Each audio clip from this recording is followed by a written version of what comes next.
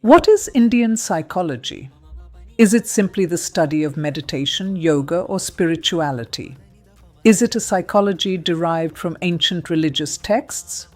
Or is it a completely different way of understanding the human person?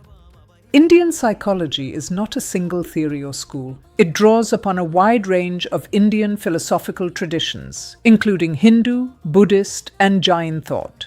It also finds expression in yoga, Ayurveda, literature, aesthetics, art, dialogue, and everyday practices. At its heart, Indian psychology asks a deeply practical question. How can a person move from the life that is given to the life that is possible? In this context, psychology means the systematic study of the mind, behavior, experience, and relationships. But Indian psychology does not study these dimensions in isolation. The person is understood as an interconnected whole. Body, mind, emotions, relationships, values, environment, and consciousness continually influence one another. Human beings are also connected with society, nature, and the larger cosmos. This is why Indian psychology cannot be separated from questions of meaning, ethics, well-being, and self-transformation. Its purpose is not merely to explain how the mind functions. It also asks how the mind can become clearer, more balanced, compassionate, and free. Indian philosophy is often described by the word darshana, which means seeing, perceiving, or gaining a vision of reality. Philosophy, therefore, is not merely an intellectual exercise. It is a way of seeing oneself and the world differently. Indian philosophical traditions disagree with one another about the nature of the self, the world, and ultimate reality. Yet many of them share a common conviction. Knowledge should bring about a transformation in the person who knows. To understand anger, for example, is not enough. One must learn how anger arises, how it shapes perception, and how it may be transformed. To discuss compassion is not enough. Compassion must become part of one's way of relating to others. Knowledge becomes meaningful when it changes the knower.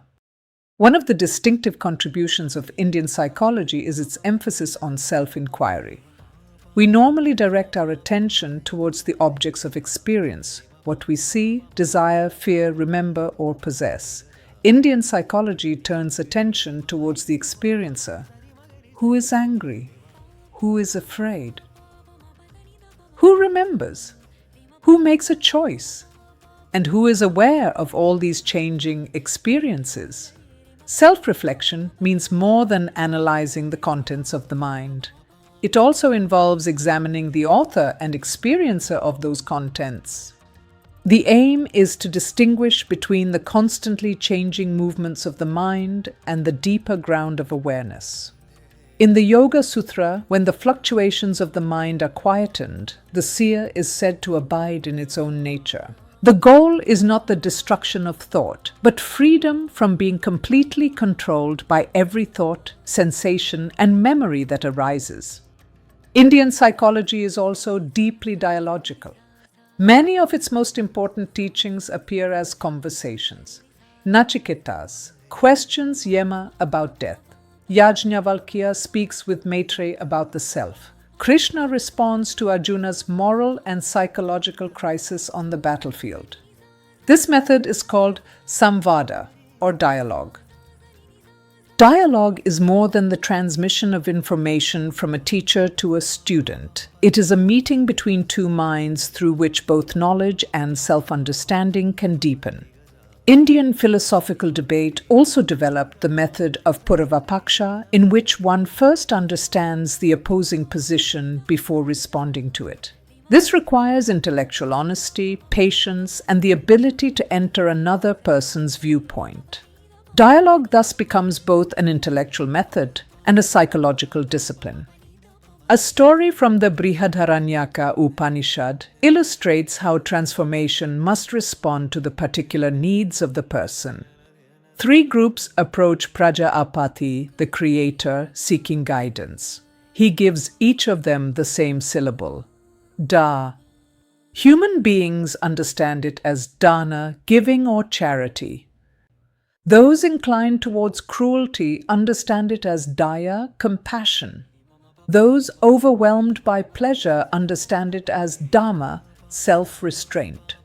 The same teaching acquires different meanings because different persons require different forms of transformation. Those governed by greed need to learn to share. Those governed by anger need compassion. Those governed by uncontrolled desire need restraint. Indian psychology therefore does not separate mental health from lifestyle, character, relationships, and values. Indian psychology does not necessarily ask us to withdraw from the world. In the Bhagavad Gītā, action and meditation are presented as complementary. A meditative mind can act with greater clarity. At the same time, responsible and non-reactive action helps create the inner balance necessary for meditation. The Gita describes yoga as samatva, evenness of mind. It also describes yoga as karmasu kaushalam, skill or efficiency in action. Evenness does not mean indifference. Detachment does not mean abandoning responsibility. It means developing enough inner stability to see a situation from multiple perspectives without being overwhelmed by fear, anger, attachment, or immediate reaction. The balanced person remains involved in the world but is not inwardly imprisoned by every success or failure. Another major contribution of Indian psychology is its distinction between cure and healing. A cure may remove a particular illness. Healing concerns the person as a whole.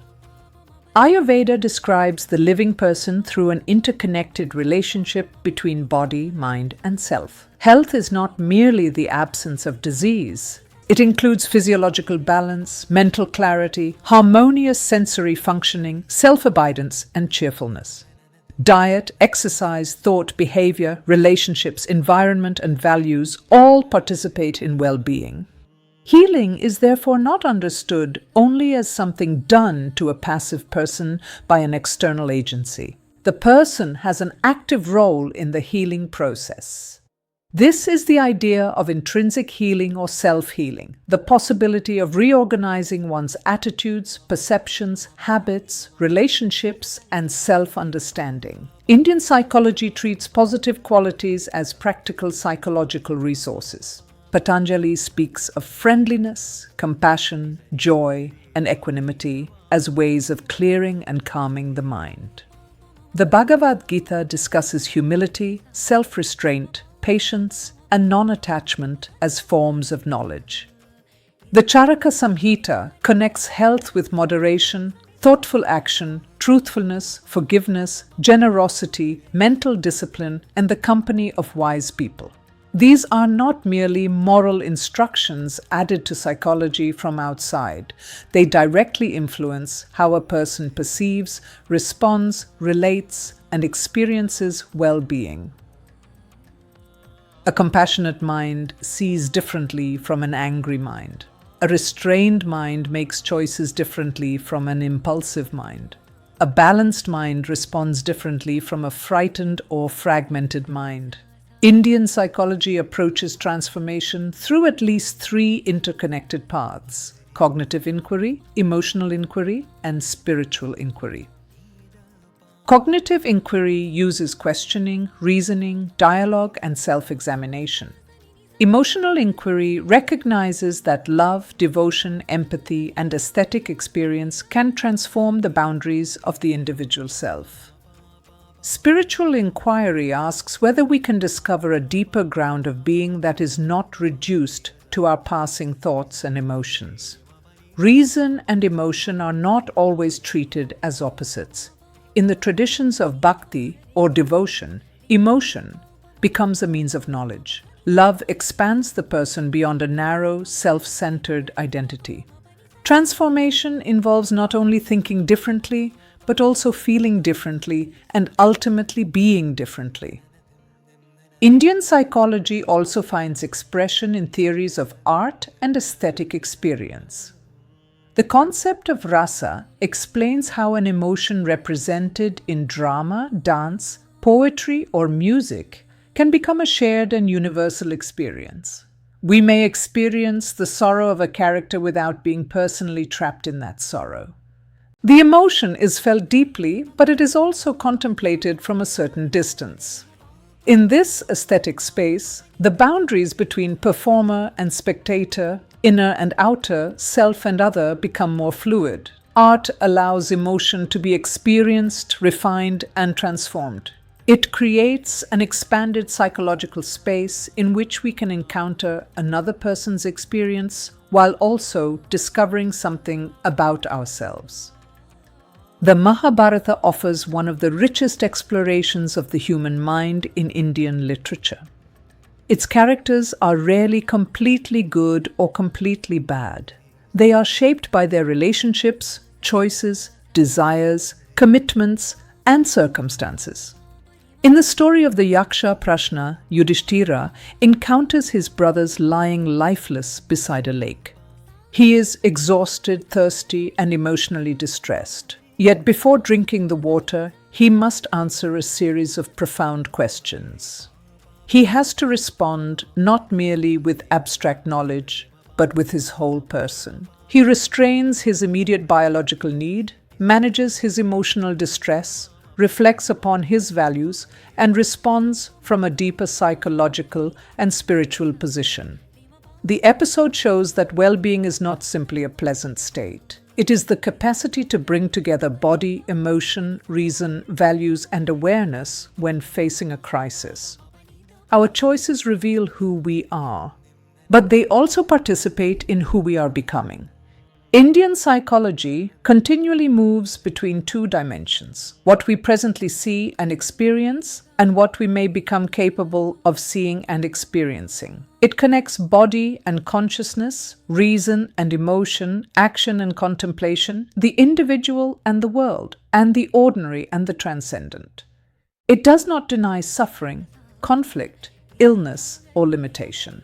Instead, it asks whether these experiences can become occasions for deeper inquiry and transformation. An experience is not understood only by asking, "What caused this?" We must also ask, "What does this experience reveal about me? How is it shaping my relationship with others? And what new possibility of being can emerge from it?" Indian psychology is therefore not merely a psychology from India. It is a distinctive way of understanding the human person as embodied, intersubjective, ethical, ecological, and conscious. It sees well-being not as a fixed achievement, but as a continuing process of self-exploration and self-transformation. It asks us to become more aware of our thoughts, more refined in our emotions, more responsible in our actions, and more sensitive to the lives of others. Its central insight may be expressed simply. The human person is not limited to what one presently appears to be. Within every experience lies the possibility of a wider understanding, a deeper self, and a more compassionate way of being in the world. Indian psychology is the study of the mind that becomes a journey of transforming the person.